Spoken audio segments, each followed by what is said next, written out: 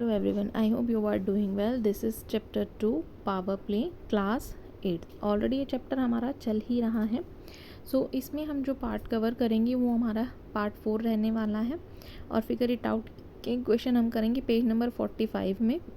44-45 यही चल रहा था और जो रिमेनिंग क्वेश्चन हमारे इस चैप्टर में रहते हैं बस वो लास्ट पार्ट हमारा ये रहने वाला है. 14 to 15 क्वेश्चन हम इसमें करेंगे. तो this is last part of this chapter.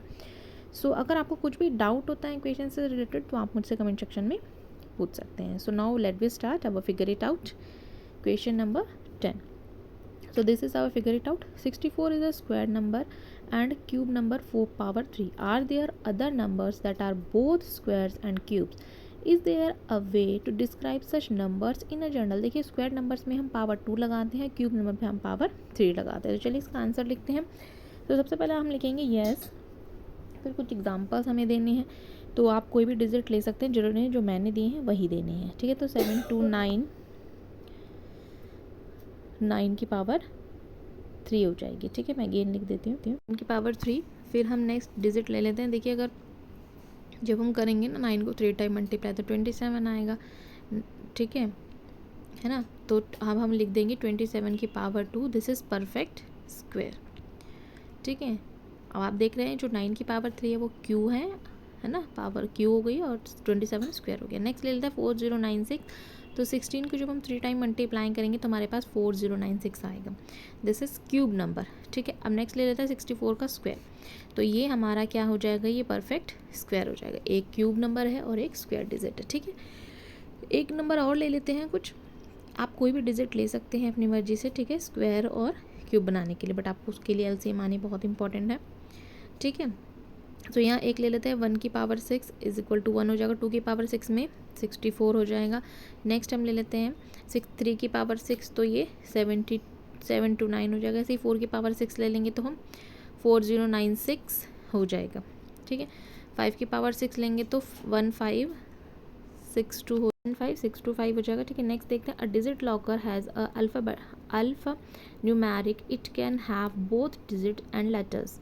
Passcode of length 5. Some example of codes are G89P03809 something. How many such codes are possible? ठीक है, तो यहाँ पर आपको कुछ कोड्स दे रखे. Alpha numeric. सबसे पहले आप देखिए अल्फ़ा न्यूमेरिक का मीनिंग क्या दिया हुआ है हमें. अल्फ़ा न्यूमेरिक का मीनिंग है जिसमें नंबर और अल्फ़ाबेट बोथ आते हैं. जैसे यहाँ पर ये एग्जाम्पल गिवन है. ठीक है, जिसमें अल्फ़ाबेट्स भी होते हैं और आपके नंबर एंड अल्फ़ाबेट्स बोथ होते हैं. ठीक है, तो उसे अल्फ़ा न्यूमेरिक बोलते हैं. तो चलिए स्टार्ट करते हैं इसका आंसर लिखना. ऐसे ही बहुत सारे एग्जांपल्स हमें बताने हैं. तो देखिए सबसे पहले हम लिखेंगे length of passcode is equal to 5. ठीक है, नेक्स्ट हमें बोला है उसमें टोटल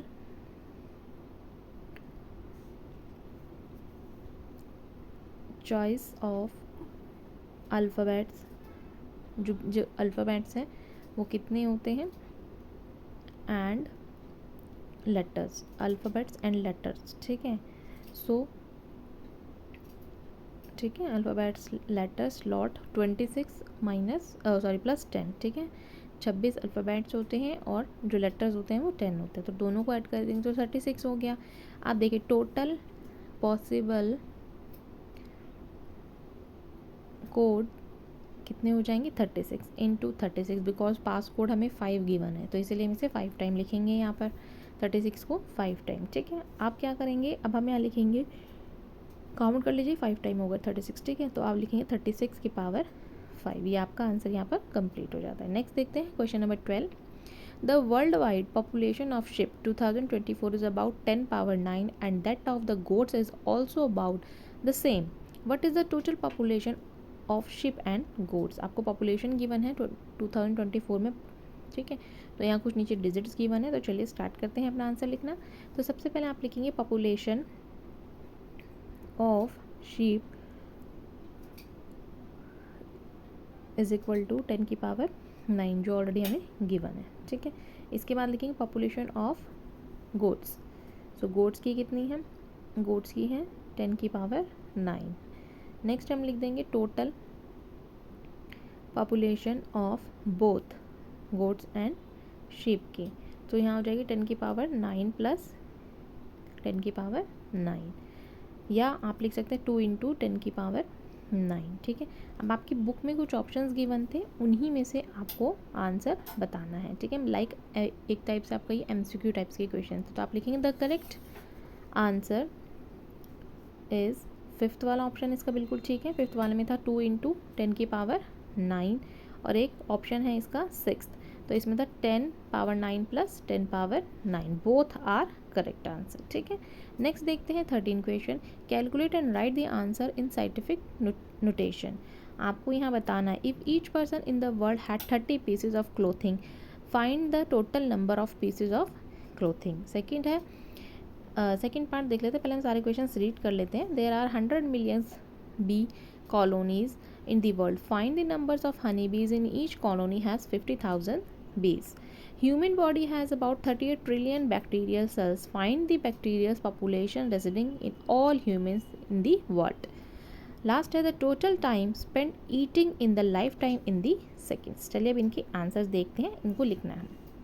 तो फर्स्ट पार्ट में हम लिखेंगे एस्टिमेट, बिकॉज हमें एस्टिमेशन के थ्रू ही लिखना है, मतलब लगभग कि इतना आंसर हमारा इतने राउंड ऑफ होगा। ठीक है, estimate world wide, world population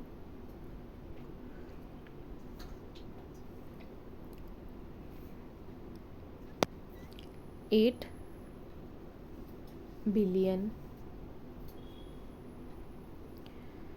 ठीक है, into 10 power 9।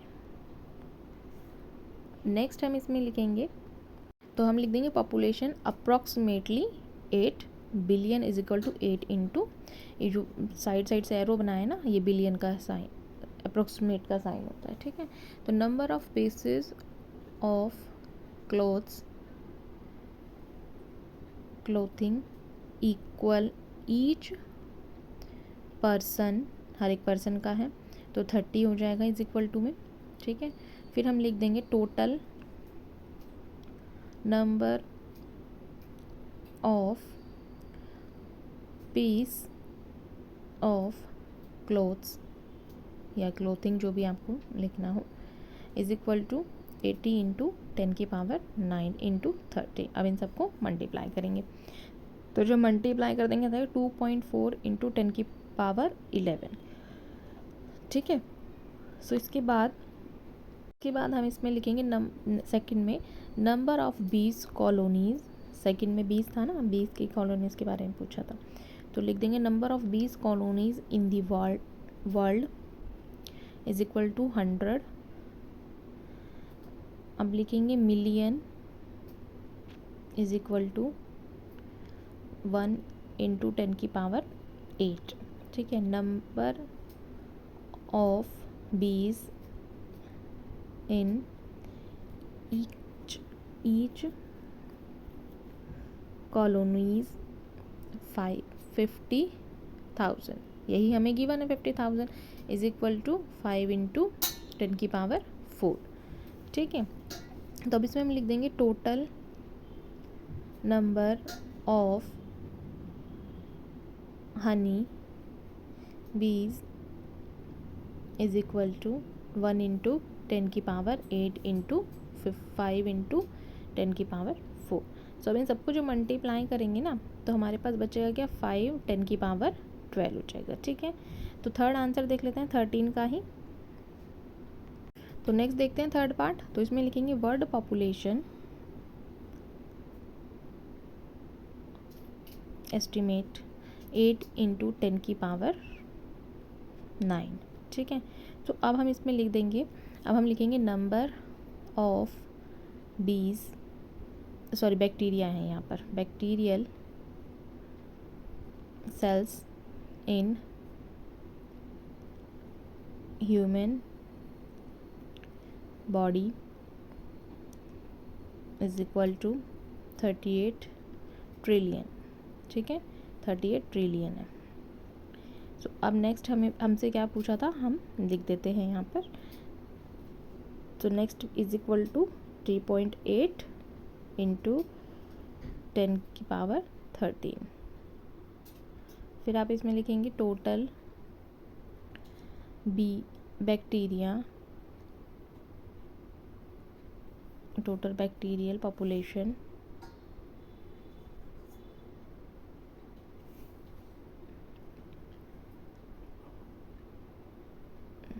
residing in all human in the world is equal to, bracket में लिखेंगे 3.8 इंटू 10 की पावर 13, ब्रैकेट क्लोज कर देंगे, फिर लिखेंगे इंटू, ब्रैकेट अगेन ओपन करके लिखेंगे 8 इंटू 10 की पावर 9। सो अब लिखेंगे 30.4 इंटू 10 की पावर 22। तो आंसर हो जाएगा आपका 3.04 इंटू 10 की पावर 23। ठीक है, सो ये हमारा थर्ड पार्ट हो गया। नेक्स्ट देखते हैं पार्ट 4 13 का ही। अरेंज, तो लिखेंगे average person life span 80 years, फिर लिखेंगे time spent eating daily estimate 1.5 hours. ठीक है, फिर लिख देंगे टोटल ईटिंग टाइम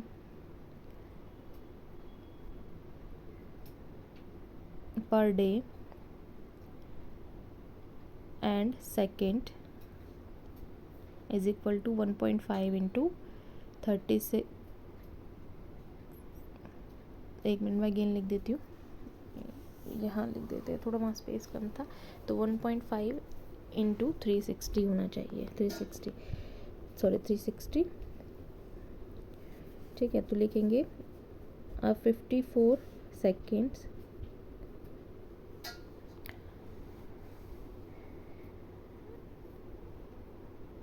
इसमें हम लिख देंगे नंबर ऑफ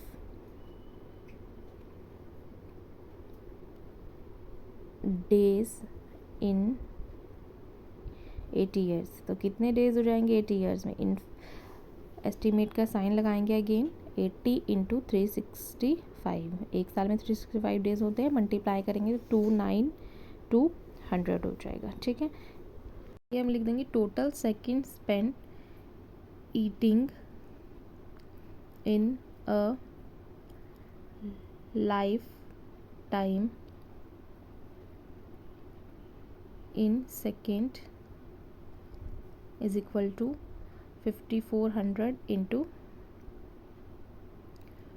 294,200। जब इनको मल्टीप्लाई करेंगे आंसर आएगा 1.5768 इंटू 10 की पावर 8। ठीक है, तो नेक्स्ट क्वेश्चन देख लेते हैं आप।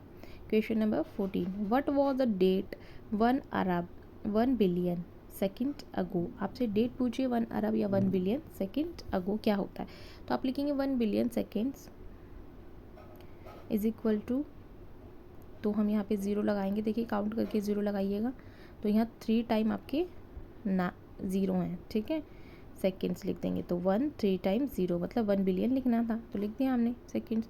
अब बोला है आपको,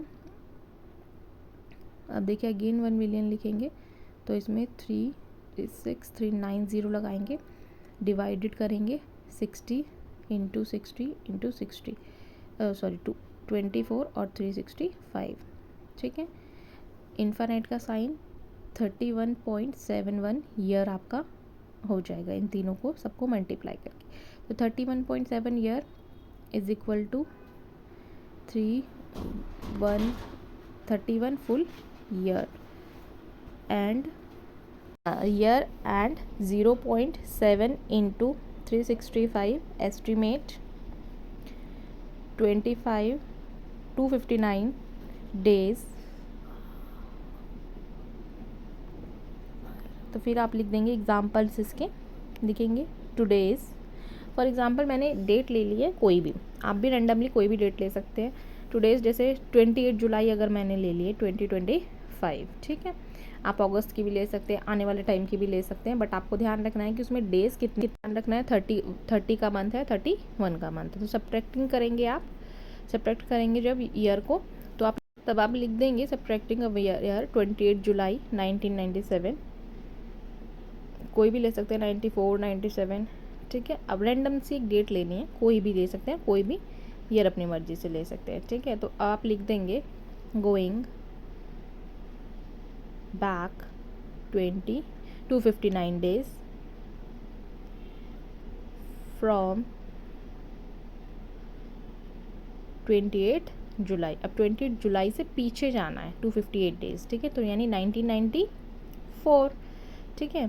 सो अब इसके आगे आप लिखेंगे, हाँ, तो यहाँ पर आप लिख देंगे 11 नवंबर क्या होगी 258 डेज़ के बैक, ठीक है। तो हो जाएगी क्या 11 नवंबर 1993। तो आप लिख देंगे 1 बिलियन सेकेंड अगो वॉज नवंबर 11, 1993, ठीक है। तो आई होप आपको ये क्वेश्चन बहुत अच्छे से समझ में आ गया होगा, एक्सप्लेन मैंने कर दिया है। अगर कुछ डाउट रहता है तो आप पूछ सकते हैं मुझसे कमेंट में। So now thanks for watching. ये चैप्टर और ये वीडियो हमारा यहाँ पे कंप्लीट हो जाता है। मिलते हैं नेक्स्ट वीडियो में, बाय, टेक केयर।